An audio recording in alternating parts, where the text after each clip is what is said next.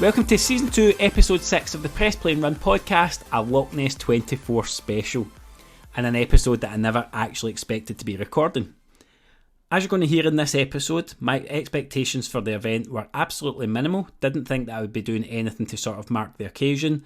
What transpired was actually an event that's left quite a lasting mark on me. I got the chance to spend time with an amazing group of people, and I had the pleasure of watching one in particular have that penny drop moment that running can be as she pushed herself beyond what she thought possible. The opportunity to try and sort of catch that lightning in a bottle and speak to somebody so raw after achieving something they thought they were not capable of was just too much to resist. So this week there's going to be no preamble about my own running. I will actually, through the conversation that I'm just about to take you to, cover my own experience of Loch Ness 24, but as usual, our mission is to elevate the story of our fantastic guest, an everyday runner. The opportunity to try and catch that sort of lightning in a bottle moment, surpassing anything they thought they were capable of, was just too much to resist. So I was delighted when Rachel MacPherson said that she would join me to recount her experience and give me the opportunity to talk about my experience of the Loch Ness 24-hour race, which I was running as a relay and Rachel was running as a solo. So without further ado, I'm going to take you straight into my conversation with Rachel MacPherson. Welcome to the Press Play and Run podcast, Rachel. I'm delighted to have Rachel with me today to help me unpack Loch Ness 24, which was, for me, probably a much more positive running experience than I expected. Probably one of the most significant things that happened over the weekend was a chance to run with Rachel. You said something, Rachel, over the weekend that actually planted the seed about getting you on here. So first of all, welcome to Press Play and Run. How are you doing? I'm good, thank you. How are you? I'm good. I'm delighted that you're now on your second favourite podcast. I know, I do feel a bit loyalty to Young Hearts Run Free, but I know. I'll test the water here and then go and play with the big boys when I've done more significant things. I thought we'd just best get that out there right away, that we will be forever second place to Young Hearts Run Free in Rachel's head. So Loch Ness 24, we are going to come to that, but I also want to stick to the rough format of what I normally do and find out a bit more about your running. We were running at, I don't even know, was that about 1 a.m? Yeah, 1, 2 in the morning, I think. So 24-hour race. I was part of a relay team. It's a 7k loop. So I was running like double loops, doing 14k back in. I was getting rest periods. Rachel was originally going to run as part of a team, changed her mind and ended up going solo and pushing yourself probably beyond, would it be fair to say, anything you thought you're capable of? Yeah, definitely. By the time I got you, you were borderline high on drugs, delirious, tired, rattling, feet were in bits. You were at a walk by that point, but you were still continuing forward. But you said something that just stopped me in my tracks instantly. You said, I feel like I was born to do this. And you weren't being funny for a change, because Rachel is one of the funniest idiots that you'll ever meet in your life. And I've only met her a couple of times. I feel comfortable enough saying that. But that was a moment of seriousness where I think I probably caught you in a vulnerable enough moment, because you were absolutely shattered, had emptied your bowels 14 times. No, exactly. I don't even remember saying that. I know you don't. It was, but you meant it, and that's, I think, what I want to try and capture. That's the lightning in a bottle. I think that loads of folk that listen to this podcast have never been at, hope to get to, or had it once and hope to recapture it. You are right in the throes of what I think is the most exciting bit of running, of I wonder what I can do. I had a quick Insta stalk. We've known we were doing this episode for an hour and a half. So I've been through Rachel's Insta life. She's deleted most of it. That tells you everything you need to know. Tell me when the running started. I saw one picture for 2015 and you had a Dunlop headband on. You look like an extra for Trainspotting. When did the running actually start? Oh, well, I'd completely forgot about that. I maybe did dabble, maybe went out for a 5k or... Your hair looked like Wurzel Gummidge. You had a Dunlop headband. Yeah, I probably went out and ran for like 10 minutes on and off. I don't even remember that period of time, but like I say, it was probably, I did the odd run, like a handful of runs a year maybe. Mm-hmm. And it wouldn't have even been a run, it would have been a jog for 2 minutes, stop, start, give up, that kind of thing. But where I'd say it properly started, I had to actually look at my Strava tonight to see what I'd done. And I think 2019 is when I first started trying to get into running more seriously. And I think the start of that was Des Tinney. I don't know if you know him, but he's a runner, and he started a Jog Scotland like running group at lunchtimes. Okay. I went along to that. He did a beginner's class. So pre-COVID then? So you're now like, this is pre-COVID, everybody in the office type stuff? Yeah. This was in the office at lunchtimes. And he did a beginner's class, and it was like a more intermediate one for people who could actually run the length of themselves. So I joined the beginners class, and that session involved jogging around a tennis court. So it was like you literally jogged up one side, walked the short side, jogged back down. That was the level I was at. Like, That I was so explains the so Dunlop unfit. headband.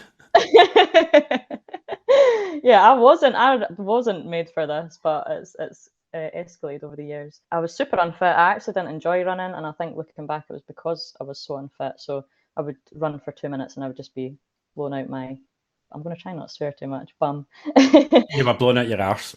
Yeah, that's the one. So no running in the background in school? Oh God, no. Yeah, I was never passionate about anything. Like even academically, school wise, I could have went to uni, but never ever. There was nothing I was passionate about at all. And I would jump from things. Like I kind of had sportiness in my genes, so I did like the odd thing, but dipping in and out. Like never ever stuck to. Almost like somebody with ADHD bouncing off the walls.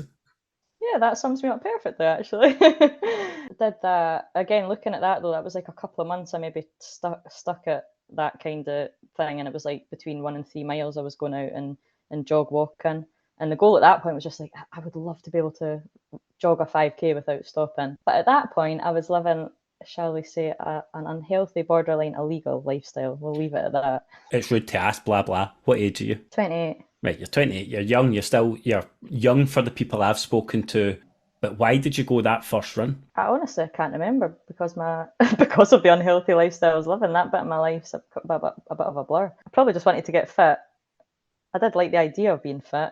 We don't need to go too far into the weeds with what a borderline illegal unhealthy lifestyle means, as far as you're comfortable. But Name a drug. is it? Aye, aye. So you're dabbling, you're experimenting, you're doing that kind of thing. But there must be a point. There must be something in you saying, I either don't want that to keep being the case, or I'm ready for something different. And Oh that's yeah, just offered you. definitely. But there was no big eureka moment, light bulb. I'm a born runner off the back of that.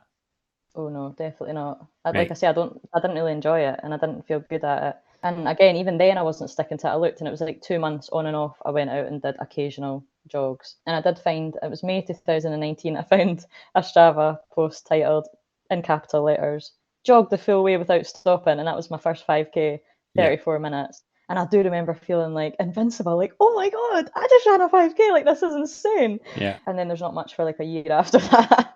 You And even probably. that took me a while to build up to like something sticks in my head of something because I did just again dipped in and out of the gym, wasted so much money on gym memberships over the years. And I remember jogging on a treadmill for 8 minutes straight and again feeling like, wow, eight Yeah. whole minutes. I didn't stop there. That felt amazing. So I really was like I was so unfit and yeah, to do that, to keep moving for 34 minutes felt like the best thing in the world. From there, before we get on to the roll call of races you've done since, because you have been on like your running career has practically been on fast forward. Yeah, I'm an all or nothing kind of person. I I have went I've God noticed. deep here.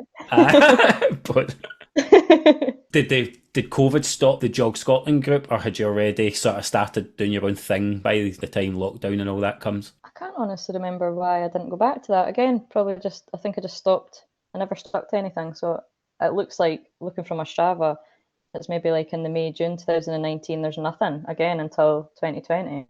So I probably just the lifestyle I was living, I wasn't sticking to anything consistently. I was just and yeah, then I counted up in 2020 there was a total of 10 runs over the whole year. And then I did a wee bit of online coaching with a strength coach. I actually stuck to that. I did about 8 months of that and that was just solely weight training 4 times a week at the gym. And I actually did stick to that and enjoyed it. But I was doing like no cardio and so I was feeling quite sluggish and I did remember the feeling that running gave me and I was like, I want to give running a bash again.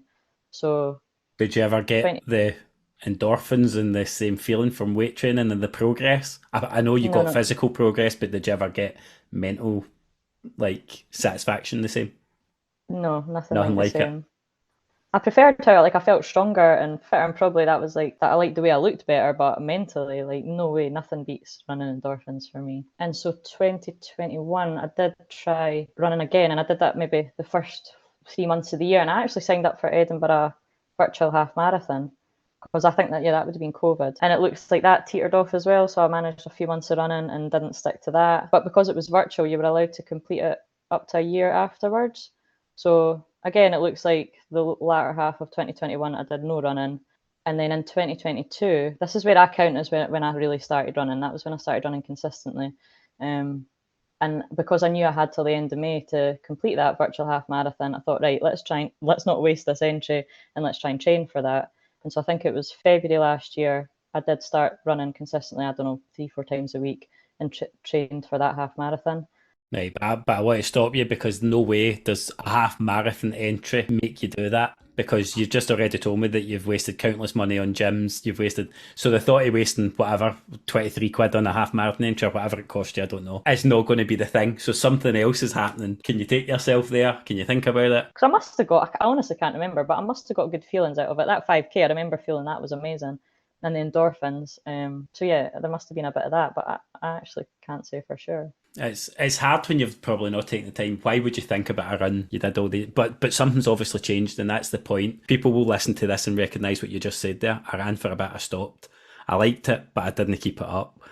It was not even good. It was just not terrible. After you do a bit, it gets less terrible. Yeah, it took a while for it not to be terrible. Of course it does. And it takes even longer for it to go from being not terrible to good.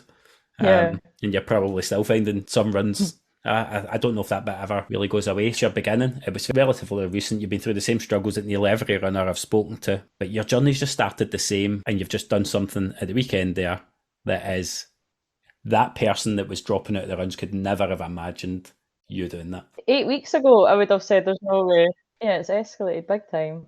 Yeah. In fact, so then when I went and did that, if it's okay to carry on that wee story there about when I did the virtual, I wasn't ready for the half marathon when the deadline for doing it was. I did it about a month later, and I think from then is when I really remember feeling like, wow, I love this. That's when I felt like this is what it's about. Probably just because it's like a half marathon. Like all I wanted to do was a 5K. Like this is mega. But at that point, I remember saying, like, to a few people, I would never ever do a marathon. That's a different ballgame. That's too far. And then a couple months later, so I'd signed up for the Scottish half marathon, which would have been like my first actual event. And I think it was the night before that, and I'm glad I did that. Long story short, ended up chatting to this girl, and I ended up booking Paris Marathon the night before my first kind of real half marathon. And I'm glad I did, because that half marathon went so bad. Like I walked from mile 4, hated it. In hindsight, it's because I think I'd had COVID 2 weeks before it. And looking back, it definitely was obviously the tail end of that. But at the time, it was my first race, and I just thought, I'm shit. I'm just not ready for this. I'm not a runner. I'm really bad. Been kidding myself on. Yeah, that was a fluke, the one in June. So I'm glad I'd signed up for the marathon before that, because I'm not sure I would have been so quick to do it after that. You would never have based the marathon off that run and say, well, I'm ready for that. Oh yeah, I would have thought, no, you've got a long way to go. Yeah. You're almost never ready for any distance at the first time, though. I know. Well, I thought, sign up for it and you have to train for it and do it. and the worst it will be is terrible, but you'll still probably get through it, like in pain. But you're never actually ready. I mean, I trained my socks off for that Edinburgh Marathon, and absolutely learning curve still. The last thing I remember is you holding a sign up with a jobby and a stick, which we'll get to. Some people skip over that bit. Some people will be listening to this go, oh, that was her. Oh, I don't want to put a face to the name. I bought the jobby, I could go and get it. We'll get that for that's the clip. We'll get that for the clip. And then, so you've signed up for Paris, but I watched your half marathon on the highlights on your Insta, and it looked grim. Yeah, it was. But it obviously wasn't enough to put you off running and to say, well, I can't. Oh, it made me determined. I thought, well, obviously your training's been shit. You need to get your finger out and you need to do something. You need to get better. So it made me more determined. And so I signed up for Falkirk Half, which was like 2 months later. That was in November, and loved it. That was the race I was looking for, and I was like, I knew it was COVID. And yeah. But where does that person come from, Rachel? How do you go from the person who's not really motivated to do very much or to stick at anything to having a really bad experience and then going, it made me more determined? Because for what you've told me, that's the polar opposite of the person that you'd probably been. I have no idea. That's where this whole thing about where I keep saying, I think this is what I'm meant to do. I've never had this feeling in my whole life about anything. Never passionate. Like, I've enjoyed things, I've liked things, but I've never had a real passion or just thought, this is it. I'm like, this is me. Maybe it's not. Well, so chat to me in a couple of years, I'll just be this fat slob not running anymore. But at the moment, maybe in 2 years it won't be. You've got no clue. Like, that's come and gone from my life as well at different times, different pressures. But the fact that you've got that feeling is just, I wish you could bottle it. I wish you could bottle it and give it to everybody, because the world would be a healthier, happy place. And I find it fascinating that you go from somebody who can flit in and out, drop this, pick that up, to that was crap, I'm going to get much better. Like, something needs to have changed, and you don't even know still. You're probably I don't that. even know, yeah. No, you're probably still that early in your journey that you don't know what it is yet, but it will come. You're young and you're immature as well. You're about 12 mental age. Oh, that's a compliment. I normally go about 5. Right, let's get back on track. So we go from these events then. What was next? What kind of races? It's not Paris right away, is it? You still get a couple of things in between. Training for Paris started right away, so that was the start of December. But race-wise, I had Nigel Barge 10k. I think I only had, what was it, Aloha half. They were the only 2 I did before Paris, I think. Talk to me about your circle of people that you knew at these events, because the same faces are cropping up. When did running stop being something you did yourself? And was that was it just because of Insta? Sorry. Yeah, it was Insta. I think so. Sarah Homer, I don't know if you know her name. I remember just being just obsessed with running, just being a wee creep and just typing in like hashtag Edinburgh running, hashtag runners on Instagram, and came across searching for these hashtags, and I found the video of Sarah Homer's Edinburgh Marathon finish line, and she's just absolutely like, yeah, it's like, it's amazing. And I think it's because she qualified for Boston. Yeah. And I saw that and I was just like, wow, like that's amazing. That was maybe when I first thought maybe I would do a marathon. I don't actually know, but that definitely did something for me. So followed her, and then I don't know how it all happened, but then she's friends with Lee Campbell, and I followed him. He was probably one of the first runners. And then just through him, it was through all the other running accounts I started following. And they're out your way, Edinburgh. Yeah, if they can't tell for that stupid accent, Edinburgh. Out that Edinburgh accent, man. When did you start meeting up with them in person? Because that takes a wee while before. You don't want to seem like a lunatic, do you? Yeah, I don't accept strangers on Instagram, but as soon as they've got like running in their name or their bio, I'm like, in you come, like trust instantly, which is probably a bit dangerous on my part. Lee, I don't know, got chatting with Lee and we agreed to meet up for a run, and he suggested a park run. And we've since discussed, he said like he's aware of how that looks, you know, you're not going to suggest to meet one-on-one like a dodgy back alley. So he suggested park run, which was very appreciated. And yeah, it turns out he's not a murderer. He's so far so good. We've just not caught him yet, but strong creepy vibes. I'm only kidding, Lee. I'm only kidding, Lee. I know you don't listen either, but I'm only kidding if anybody tells you. And I honestly can't remember who then I met next, but there was some park runs and just some meetups. And I think it was in the January that Lee posted something about the Loch Ness thing, and they'd made out like seen it was really good the previous year. And I thought, I'll sign up to that. And at that point, you couldn't see who'd signed up. So I signed up, paid the fee, joined the team, and I was like, oh my God, it's just me and 2 guys. One I've met once. And I was reading the terms and conditions thinking, is there like a cooling off period? Can I pull out? Because I'm like, I'm not going up there with 2 randoms. It's not a cheap event either. It's not the kind of thing you just got. It was like, it's over £100, isn't it, to enter that? Yeah. At that point, it was like 80. So I was genuinely sitting it. I thought, I'm out. I'm not doing it. I remember messaging Giz, I think, at that point, and some other random girl just like, hi, are you fancying Loch Ness next year? Like this year. And then look what it ended up. There was like 25. Ended up 20 odd of us, and you're signed up in the group, and then before you know it, you're solo. But you had the Paris Marathon, you had the Manchester Marathon in between. Now, outside looking in, you weren't treating all of these like, you know, trying to PB, trying to do better, because they were close together. And I know you ran one with Emily, and it looked like you just had a jolly. Was that always a plan, or was that a wee bit of self-preservation? No, so when I started doing these half marathons, I was extremely PB focused, competitive, going all the way, like really in that zone. And so when I signed up to do Paris, I was like sub 4, baby, it's happening. That was my goal. And that was what I was training for. And then reality hit a wee bit.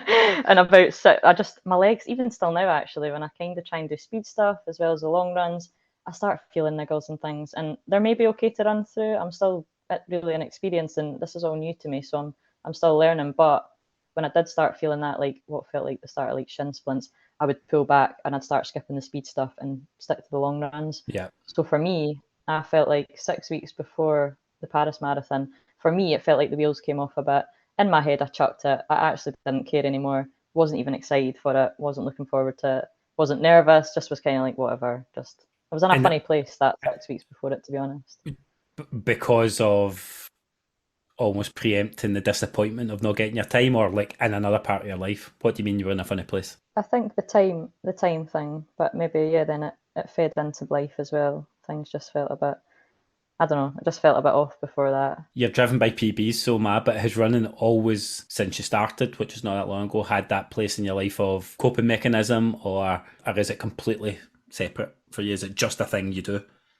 Not really. I've found it's just I absolutely love it. Like I've definitely noticed times where I've not ran, like I miss it, and then you start feeling that I'm like, oh, I want to go a run, but I've never really And used it feel antsy. specifically as that. Yeah, but I've never that wasn't kind of my reason, or it wasn't like an escape, or You I'm don't trying. process, you don't use runs to process like whatever's going Oh, on. my brain goes like the clappers on runs, but that's pretty standard at any point in life. I Yeah, I don't, think I loads don't on think runs. it is, Rachel. My brain is 100 miles an hour all the time. It's easy to assume that because it's like that, it's like that for everybody. There's some people there that run for the freedom and empty their brain, I think, like pat the Yeah, music in and go. I'm like you, yeah. my head's done 2 marathons by the time I've done a 5K. And it does, it definitely helps. I think on runs, there's certainly things that yeah, you can work out on runs and think about in your head. Tell me about Paris the day of, like the event. Tell me about the run up, the experience. Worth it? Oh yeah, I would definitely recommend it. It was amazing. So well organised, beautiful route. Elodie, who's from France, says it's not actually a beautiful route, but for me, we Rachel Finidre, that was that to me. It was a beautiful route. Yeah, it was a funny, like I wasn't excited for it, and I wasn't, like I say, I genuinely wasn't nervous. But I think in hindsight, that benefited me. And I did hit a point. So the race was it the Sunday morning? And I think on the Saturday evening it was sunny, and I just went a wee wander around to get. I'd got a Domino's pizza of all things I could have got in France, and Cultured. it hit me. Yeah, totally. And it hit me, and I was like, I'm in fucking Paris, and I'm going to do a fucking marathon. I E- definitely that hit me Eating there. a Domino's pizza Yeah, like a living the loser. dream. By myself in a wee hotel room. And so it hit me then and I felt excited. Yeah, the morning of it I wasn't nervous. I just felt quite excited for it. And yeah, because I'd kind of chucked the goals in my head and I was just like, just whatever, just do it. At that point I actually didn't even know if I could finish it, but I wasn't even bothered about that. And I ended up having the best day, like loved it so much, took my time. I don't know if you were on my Insta at the time, but like I was videoing it, I was singing. It sounds like you had properly chucked your goals though. Like in my head, Oh yeah. sometimes I do that as self-preservation. I'm like, oh well, I'm not bothered on the day. Yeah, inside I'm like, I'm bothered today. I still do that. Maybe deeply subconsciously, but genuinely hand on heart, I just wasn't, just didn't even feel really. I was just like, whatever. And I'm glad I was because I ended up, it took all the pressure off me and I just had so much fun up until I think it was like mile 23. Then my quad started hurting a bit and I did have to think like, right, you've got 3 miles to go. Don't stop now. That did Yeah. start getting sore physically, but up until that point, like so much fun and that completely rekindled my love for running. And that's again, I'm like, I am fucking made for this. I love this. Yeah. The ebbs and the flows of I can't Yeah, to I'm born for it. yeah, total roller coaster. And loved it that much that then did that stupid thing, blaming Emily for that, where 2 weeks after Paris, there was a Manchester marathon, and 5 days before the marathon, some girl on Instagram that I don't know was giving up her space for nothing. I was like, of course I'll take it. Marathons are easy. Marathons are fun. Chew them up, spit um, them out.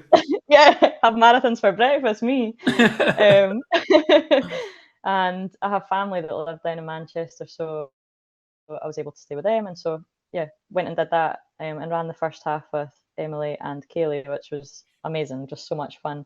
And then we all kind of went like that quiet way. And it was like, well, we'll just see you at the end, yeah. We all hit a bit of that. This is And getting hard. aye, yeah. And yeah, I mean you're doing it off no rest. Nobody experienced would tell you that's a good idea. Oh yeah, and I knew it was a bad idea. No. And in my recovery in between Paris and Manchester, like I'd been drinking cans of condensed milk. Like I hadn't even been feeling myself well. I'd just been eating even more shite than I normally do. So Because you gave up all the other drugs, you thought you'd see what other ways you can kill yourself. no, have you tried drinking from a can of condensed milk? Shockingly, no, because like I value having organs and stuff. Aye, so Paris happens, Manchester happens, and it is a bad idea. Like, no, it's not a preachy thing. It's a bad idea to run 2 marathons in 2 weeks for anybody's body. But Do you know what? It also seems you're starting running, you're going to do 100 stupid things, and you probably had a great day with great people, forged a strong friendship. What you're getting back from that is worth probably some of the stupidity of the running. Yeah, and I knew it was a bad idea, and the plan was just to take it easy. Like I think I ended up walking on and off from like 18 miles, so I was never going to push it. That was in my head. I justified the stupidity with, but I'll take it easy. But it's People still can more walk. tight. But it's time on feet. Yeah. So tell me about after Manchester. What happens next? So at that point, I'm thinking, like, I thought I was full on road runner, didn't like trails. Anytime I even had to go on a bit of trail stuff or even on a bit of grass, I was like, that just feels, I don't like that. That's hard. And I remember someone saying to me, just wait till you're out in like the hills and stuff. That's when like adventures and stuff. And I thought, that's not for me. And then I think it was the end of April. So Paris and Manchester were both in April. End of April, Lee took us up. There was a few of us went up and did his infamous dinosaur route, which is about a, I don't know, 10, 11 mile run up the Pentlands, which involves mostly well, for me, still involves walking all the uphills and then running the downhills.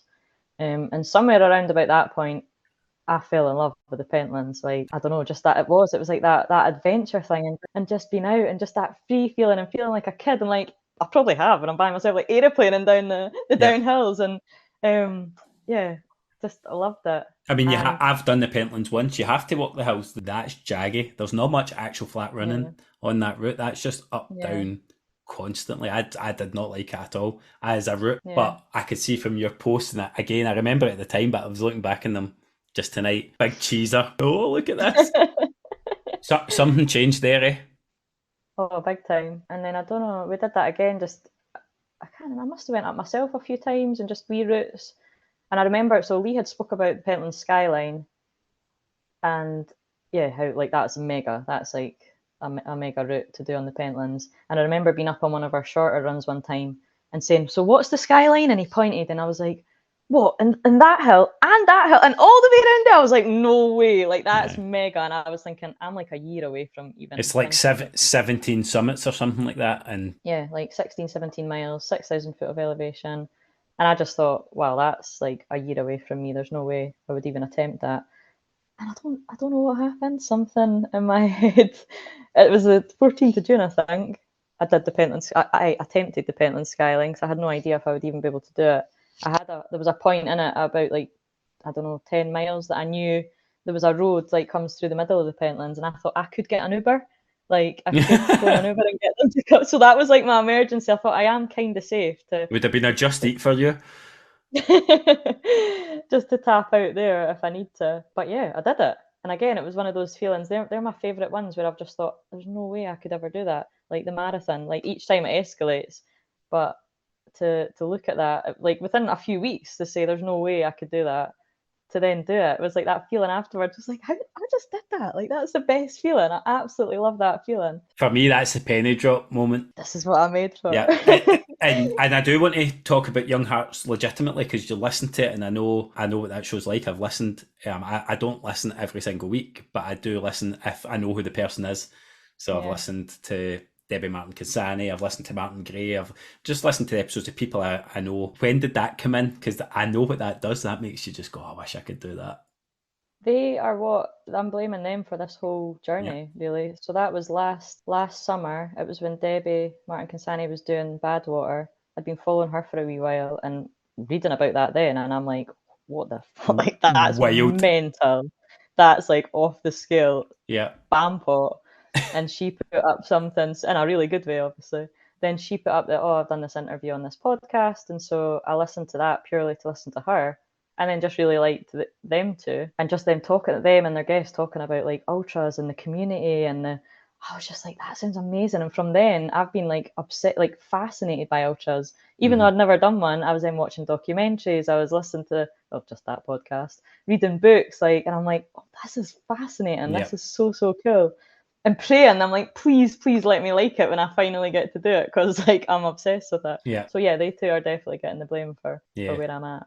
No, that's cool to hear. That's why I suppose they do it. That's why I do it, because somebody might hear something and say, that's what I want to be. Yeah. I hope I like it when I do it. It's amazing. It's an amazing thing. So you finished the Skyline a couple of times. You've done that yourself. Trail running starts to move to the forefront, but you're still doing road races. Or there's still some stuff in the go. I'd already signed up to the Blast half marathon Basically running thinking, in an oven. which was disgusting in itself. But even putting that heat aside, even by that point, so that was the end of June. This isn't fun. Like this was even it was like even on a good day, like a roughly 2 hour whatever half marathon. I was like, that seems like a long draining time to be on your feet. Whereas I spent 7 hours in the Pentlands and was like, that didn't feel like anything. It was fun. It was an adventure. It mixes it up. You're going uphill, you're downhill, you're stopping, you're eating, you're Yeah. jumping over rocks. That's fun. Permission to slow down without feeling like you're letting yourself down. Yeah, just my whole mindset's changed. And like I said, like last when I first started running, I was very focused on PBs, times. I thought that's where I was heading. And since Paris, like I've chucked that, and I'm just like, it's about the fun and the community. And I think it'll come back at some point. I've got that competitive side in me, and I do enjoy that. But at the moment, this is what feels. I'm just like, oh, there's something to this as well. Just enjoying it. Like that's where the fun is and the community. I consciously want to try and not let it become too much of a thing. Like I really want to try and always make like the fun bit come first. And yeah, if you can then push yourself and be a bit competitive after that, because it can be quite, I remember even the races that went well, I'm like, I'm looking at my watch the whole time. All I'm thinking about is time. It can kind of spoil the race for you. And then, after it, it's like, I didn't even take in that experience. I didn't enjoy it. I didn't engage with people. I'm just focused on time. So there's a place for it. But this year, like to drop that focus has been, a game changer for me. And yeah, there's something in it. So yeah, even if when I do go back to being a bit more competitive or doing things for time, I still want to enjoy that experience and have fun first. Don't want it to define your races. Yeah, and take over because that can be quite Yeah. unhealthy. That's a nice wee segue into Loch Ness, because I want to use this episode, steal some of your thunder, and speak about both of our experiences, because we're completely different by design with what we were going there for. I signed up for that because Susan Swarbrick, who is on Insta, has, through the podcast, probably her running journey has mirrored the length of this podcast since it started. She started her running at the same time. She didn't want to sign up for Loch Ness. She was scared of non-known people particularly, but also scared of I won't be able to do the distance. I didn't really know the format at that time. I actually thought at that time somebody always had to be out in the course. So I'm like, if you kind of run your lap, I'll pick a lap up for you. I joined your Who Dropped the Dibber team. Steve put that together with Lee. 20 odd of us added to a group chat, added to a whole different app actually, which hopefully gets burned, set on fire and never published anywhere for the sake of everybody's careers. And Susan joins up, but I had no expectations going in there at all. So I'm going there saying there's spreadsheets and all sorts. I've never seen anything as organised in my bloody life. It was like a fucking military operation. How many loops you want to run? What's your fast 5k time? As if having run that course, as if your fast 5k time makes a difference. My fast 5k time is irrelevant. But I was going there thinking I'll either I could run 2 laps, or I could run 10 laps. I don't have a clue and I don't care, because my race was Paisley. I knew this was trail. I'd hurt my ankle in the Pentlands, pulled out the devil, kind of falling out of myself all over the trail stuff. I'm like, I'm going to hate it, but I'll get through it. And you met me. Well, aye, exactly. That made it worse as well. So there was loads of things to not look forward to. I met you this podcast meet up at Strathclyde Park. You came and volunteered, and I met you I feel like I've met you loads of times, but we were just saying before we started recording, we've only actually met you twice, and you've called me. What was the first thing I said to you? No, you've called me 2 names that I'm not sure I can say in the podcast. You were going as part of a team. You looked like you weren't bothering your arse about what you ran, and then before I know it, you're solo. So this is where I want to get from you. How, why, when? That was literally this month, I think I decided, and it was because. So I was thinking about this before we chatted. There was little seeds subconsciously being planted, I think, when you did multiple runs in a day. I did 5-7Ks in a day. There was somebody else maybe did that. Kaylee had quite like a while before that. She did the Goggins 4x4x48. Yep. And so even when she did that, I remember thinking, oh, I'd quite like to do that one day. So there was probably wee seeds being planted all along, but the big one for me was when Kaylee did the Highlander That was at the very end, I think last weekend in July. The Backyard Ultra. And that, yeah. And so that was the Saturday, and she absolutely smashed it, did amazing. Yeah, that just totally inspired me. And so, yeah, the accumulation of seeing other people doing these things, and then that, I was like, the next day I thought, I'm going to try and do that tomorrow.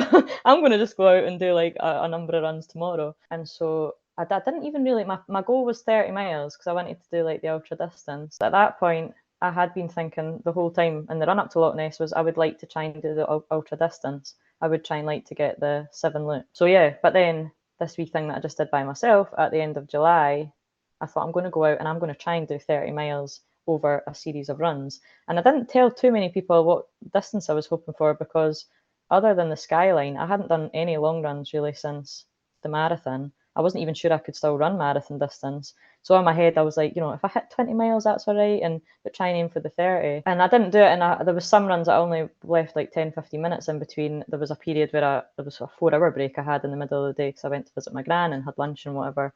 But I actually, I found it easy. Like, that's going to sound like a total dickhead comment there, but I was so surprised. That's exactly how I felt doing that. Yeah, it's the surprise. You're like, wow.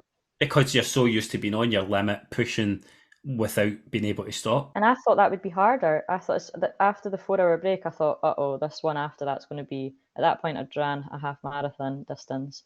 And I thought, I've stopped for 4 hours, I'm going to have seized up, I'm going to have lost the mental kind of motivation. But no, I loved it, and it got easier. My legs probably felt fresher as it went on, and probably I was excited that it was feeling good, so that spurred me on as well. And so when I did the 30 miles and turned up at my mum's, like endorphins flying. I was like, wow, that was amazing. I was like, I could do another 10 miles. Didn't know because that would have just been stupid. And then at that point, I thought, well, my goal at Loch Ness was to see if I could do 30 miles. I've just done that, so where's the challenge? Yeah. Except, I suppose, the terrain, but aye, it's not like that was where it's doable. Yeah, and felt way easier than I'd expected. So I thought, well, and that was over just like a day. So I thought over 24 hours, like what could I do? The way the teams were set up at that point didn't really allow for much more than the seven loops. So I thought I'll just go. My new nickname is now Ultra Dick since I abandoned the team and went solo. So yeah, that's why I decided to go solo. That 24-hour relay, that is the format if you want to experience something like that. It was so much better than I thought it would be. Yeah, it's class. Yeah. When I first heard about these events, like looped events, I thought psychopaths. Like, how could you keep going out and doing the same loop? But like, I think having that safety, it's only 7K or 4 miles. Yeah. And I think they do like similar format events where it's only 6 hours or 12 hours. So it'd be an amazing thing for someone to get into. And yeah, you've only got like a few miles to get back to camp, and you can tap out whenever. There isn't really a distance you need to cover. So I love that, the security. Like the distance I covered, I would never, ever have signed up for a point-to-point ultra at this point in time for that. No way. So there's people that are running 3 loops, and that was a good race for them based on their training. But they then get to spend the rest of the time in a part of a group, part of a team, supporting other runners. By the time I got there, so the teams had changed. You're running solo, and like we're full on mad see you next Tuesday mode. See how far you can go. Emily, who I thought I would do a bit of running with, was on solo mode, wanted a distance and was doing her thing. So I was kind of just floating a wee bit like a fart in the wind going, I don't really know. I knew I was running double loops because it was so wet. Yeah. Like 30 hours of relentless rain from we put up our tents until probably, I don't know, when I saw you early hours in the morning, might have been the first time it stopped raining. I think honestly it might have been the first time it stopped raining. It was about 30 hours. But you still had all that camaraderie and the chance to support runners. Go and do that. If you think about it, if you've got any doubts, go as part of a team and do what you can do. Yeah, it's amazing. I totally agree. I ran ultra distance. I thought after the devil disappointment of pulling out, I didn't think you'd get me near a trail. I loved it. I loved the course. It wasn't all rocky, and like Pentlands is a lot more technical than that in terms of the descending. It just was mucky. But there was some really... Has that made you think you would try signing up for another ultra? It really has. But be a bit more selective about what the ultra is and what underfoot looks like. I could do that. It's made me wonder what I could go out and do there if I'd have been solo as well. So planted that wee seed for me. But your day was different. When had you made the decision that you were going full on mentalist? Honestly, probably like the week, or because it was the start of August that I decided to go solo with the goal of, right, okay, let's see if I can do more than 30 miles. And then I'm like, well, 50 is quite a nice number. And then I'm not going to lie, things got like way out of hand in my head. I started thinking like 70, 80. Fuck it, let's just go aim for 100, see how close I get. But that was a chat. That was a chat for you at the start. Like right, okay. You've got to aim. What I worried about is I thought, well, what if there could be a percentage, things all go super, super well, and I do hit, like, say I'd said, right, I want to do 60 or 70 miles, and I hit that, then I probably would have mentally chucked it. So I thought, just let's say this really high, crazy Shoot figure. for the moon. Just to keep me going, just to make sure I just go to my absolute max. And there is a fine line between self-belief and delusion, and I was certainly no delusion. I think I was more worried by the time I saw you about stubbornness and the potential for longer term damage, because you were in a world of hurt by the point I found you again. Oh, that pinky blister was away. I was definitely continuing. Your head and your body were telling you two different things at that point. Yeah. But let's go rewind a wee bit. Tell me about your first few look. And you had some good support. I know you had the whole team like grabbing stuff. You weren't crewed per se, because you weren't organised for being crewed. I didn't know what it involved. I was actually having to ask people, like Des, he's helped me loads, so I have to give him a wee shout out, like in the run up to this, and John Casty as well from Young Hearts Run Free.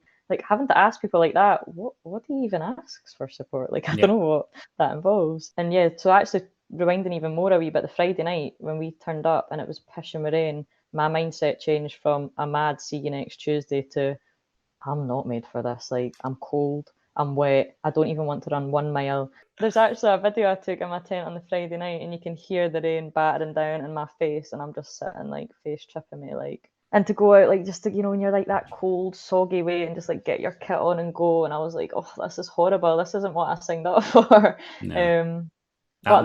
That morning walking down to the start line was like, oh, I know. It was grimy. It was like cloudy. Everybody's got hoods up, hiding under umbrellas. There was no that buzz of the start of a race. No. No, it was like, right, go, okay. And I don't know if because this is important for what happened to my arse later on in the race. About an hour before the race started, I started filling up my active route. That's what I used to fuel. That was my plan, was to alternate between the Luchos energy chew things and the active root gels, which I've used all year. And I've never had any issues with it, so I was confident with that. It was a new tub, it was unopened, it was in date.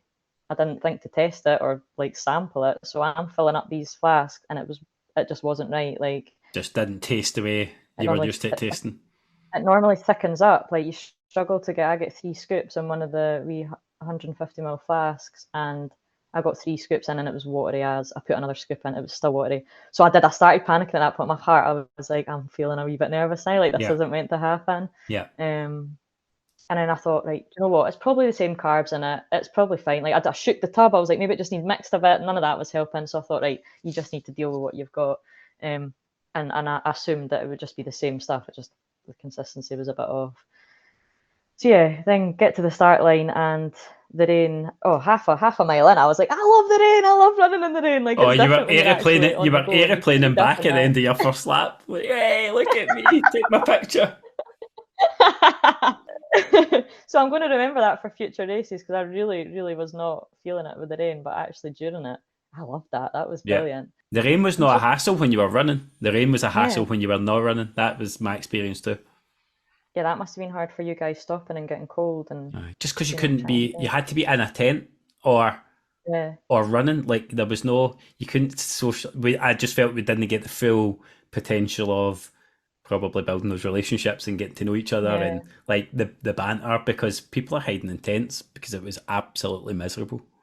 That thing Hannah brought was a game changer. That was amazing. It was just so lucky that she brought like a communal gazebo. None of us would even know each other. Yeah, you didn't know Andy. You were out running. I know, but no, everybody was like amazing. I'm probably jumping ahead there, but like I can't believe how much everybody was up for supporting me, and they're all there doing their things with their own goals, and still were like absolutely amazing helping me. And Mike's partner Heather, she was amazing as well.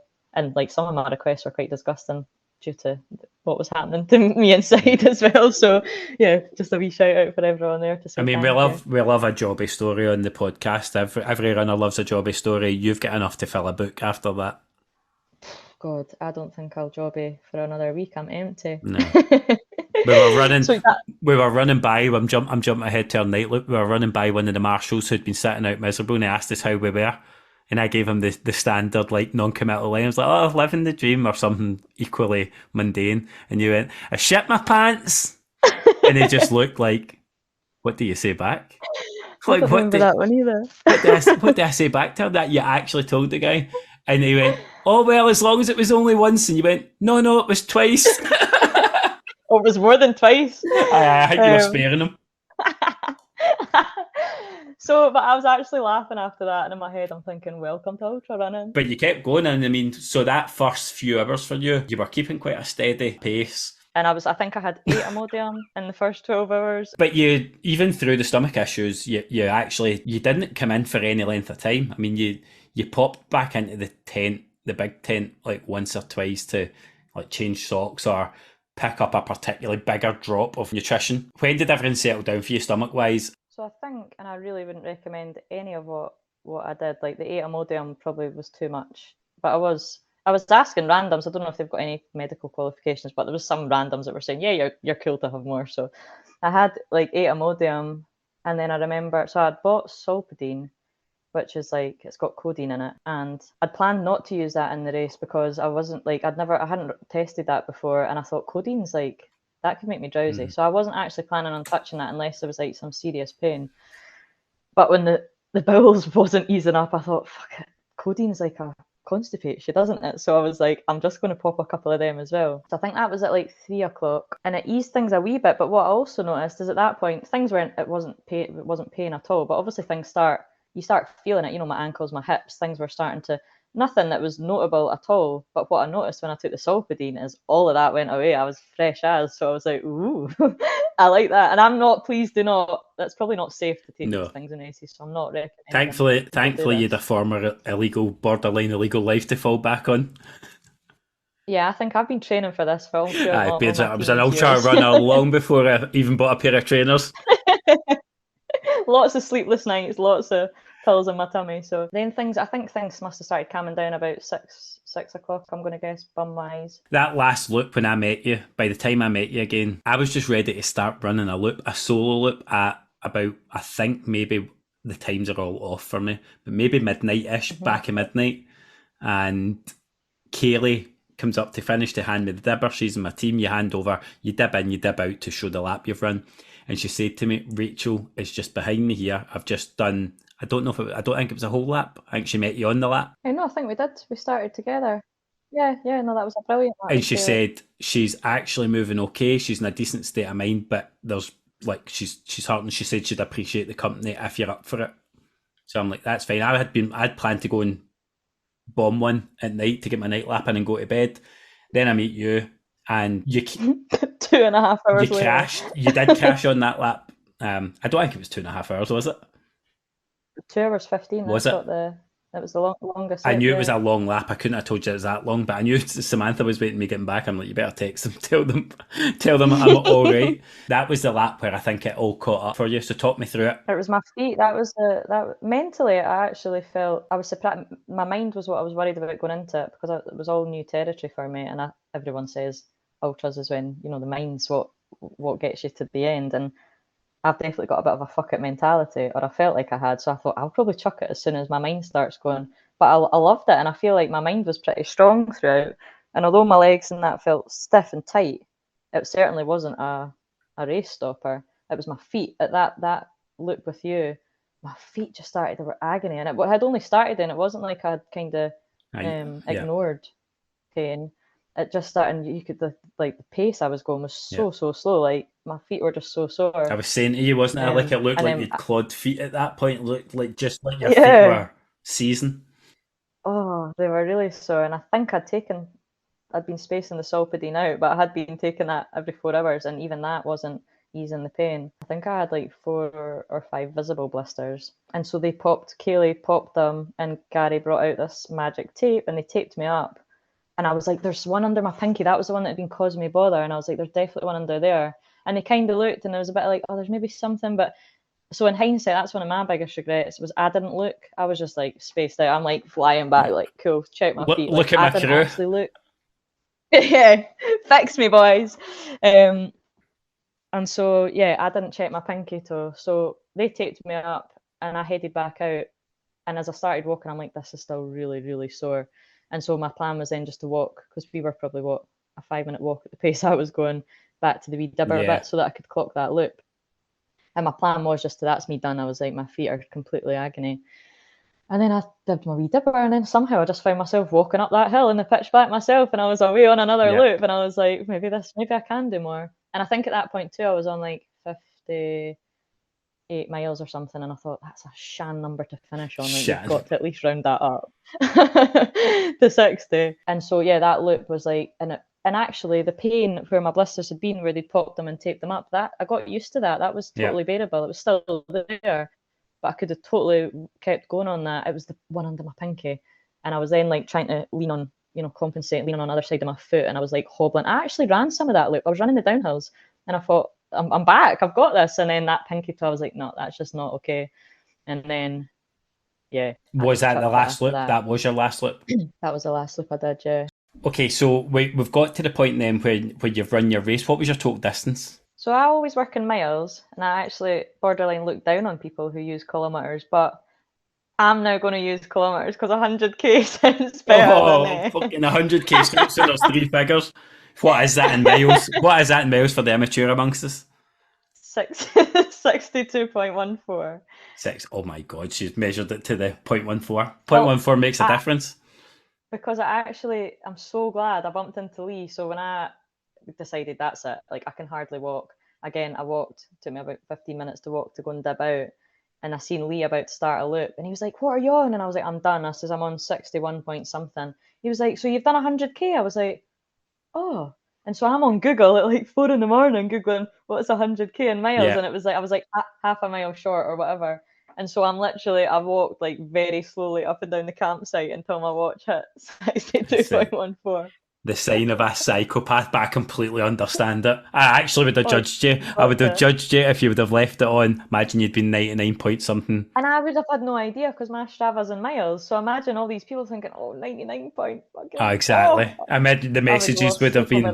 The messages would have been absolutely not worth it for you. Delete Strava. So 100 kilometres, Rachel, the scale of that, you're quite good at deflecting anything serious, a serious compliment or anything else, with humour. So I won't go too far down that track because I know that you're uncomfortable with people being nice to you. But no, big me up. 100k. Big you up. 100k is so far beyond probably where you ever thought you were capable of. Oh, like it's insane. Just before I move off Loch Ness 24, I'm so impressed with what you did. Genuinely, this is the moment of sincerity. You knocked my socks off with your humour over the weekend and your mentality, your resilience. And I think it might be the start of something. So congratulations on the effort. This feels very uncomfortable. You've been nice, Ryan. But thank you. I knew it would. It needs to be recognised. I don't know if you take the time, you will say you big yourself up. I don't know if you take the time to actually take in what you did there. I'm letting out a big secret of mine. I'm actually secretly quite cocky in my head. I think I need brought down a peg. I think in my head, I'm like, semi-pro, incoming. I need to like bring myself back down to earth. Bullshit. Deflection. It's the start of something. As you said, you found something you feel you were born to do. I don't think it's going to go away quickly. No, that definitely feels like the beginning. Glen 33, is that what it's called, that race? Yep. Glen 33 coming up, which is 50k race. Don't think so. No, that's a 50k race to people that can actually do maths. Freaks. But there's a massive change coming for you. You're going to kick it on a level. Talk to me about it. Is that confirmed? Can we talk about it? Yeah, double check that was okay. So yeah, was that just last night? I've been interested in a coach for a while, but just haven't been able to set that up. But I'm going to be working with Karen Nicol, amazing ultra runner. Ultra Kazi on Instagram. Ultra Kazi, yeah. And a lot of people will... Ultra Kazi. Loads of people know Karen, and I didn't know who she was. I met her at the Lululemon Run Retreat in March, and like Nikki, Nick Nack? Yeah. Nikki Sheridan said to me after, did you get to meet Karen Nicol? And I'm like, I don't know who that is, but I did, because I know who you mean. But honestly, it was as if I'd just met David Beckham. Royally. She's incredible. she seems an amazing person. Like from what I've heard, Yeah. like Yeah. on podcasts and what I see on her social media, she just seems like such a gem of a human being. So yeah, I'm excited and feel privileged to be able to work with her. You're going to learn from somebody that's clearly an exceptional human being as well as an exceptional runner, and it can only take you from strength to strength. So yeah, my plans go back to my running club.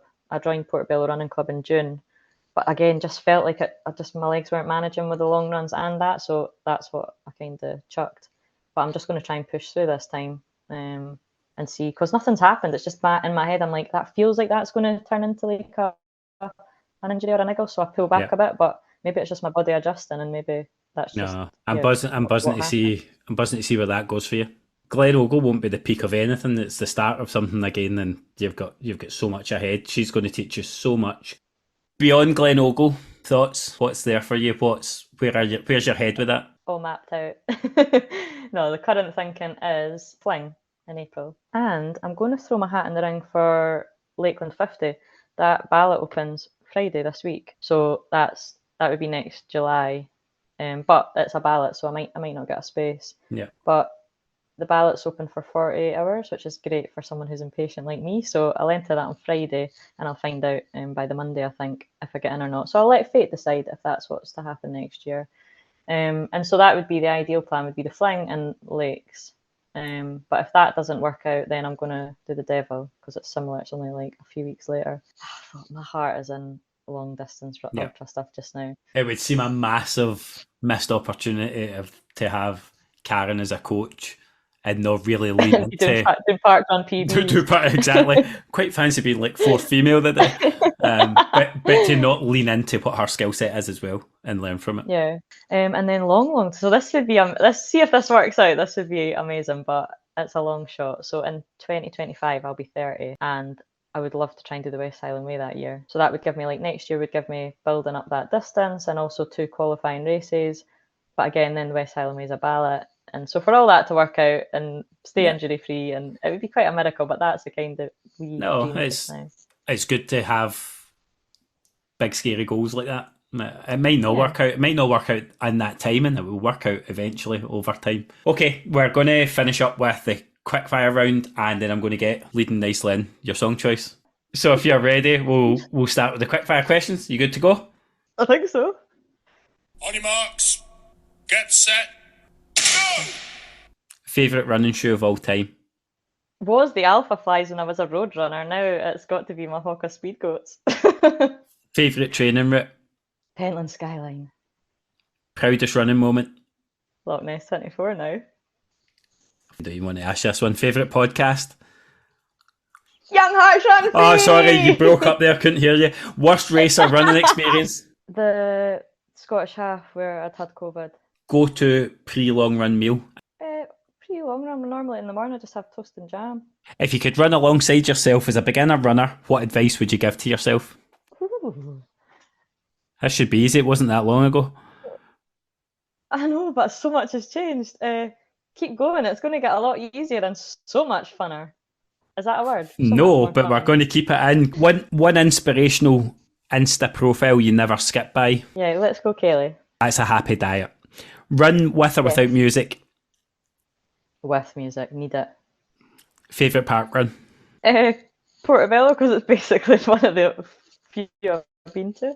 Final question on the quickfire round. I press play and run because... I just love it. Final order of business is to add a song to the press play and run playlist on Spotify. So every week the guest picks the song that they wouldn't take out their running rotation or one that they always come back to when they really need to dig deep. Well, it doesn't quite match that description, but the song I'm going to add is something that I asked my mum and sister for songs for my Loch Ness playlist.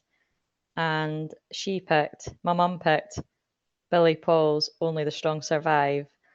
And it's a fucking belter of a song anyway, but the words are like, for me, were just perfect for Loch Ness. Like I kept going in and just cueing it, and I'm going on, and it was just the words were just hitting so good. So that song is probably, there was a couple of songs that were doing it for me at Loch Ness, but that is the one that sums it up for me, I think. So I'll add that. That's the one you'll always associate with that event. And the fact my mum picked it too, I love that. Rachel was in absolute meltdown at the end of Loch Ness 24 when she'd opened cards from her family that they'd written in advance.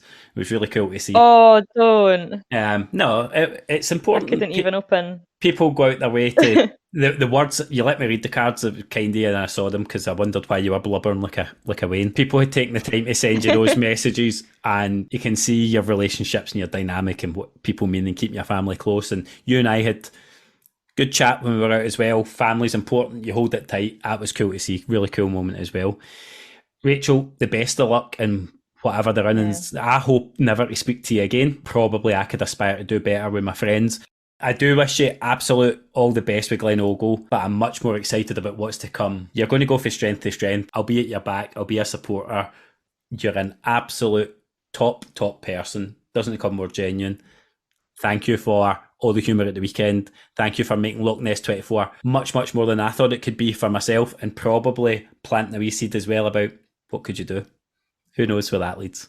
So you just said probably the nicest thing you've ever said to me. I've ever said to any human being before. And I just hung up. And you just abandoned me. So apologies, connection issues, not ideal. So yeah, kind of lost the moment a wee bit, but just thank you so much for what you said. And thank you for asking me on. You know I was shitting it for this, like borderline saying no and sending you very worried voice notes beforehand, but I've actually really enjoyed chatting, and yeah, thanks for making me feel at ease.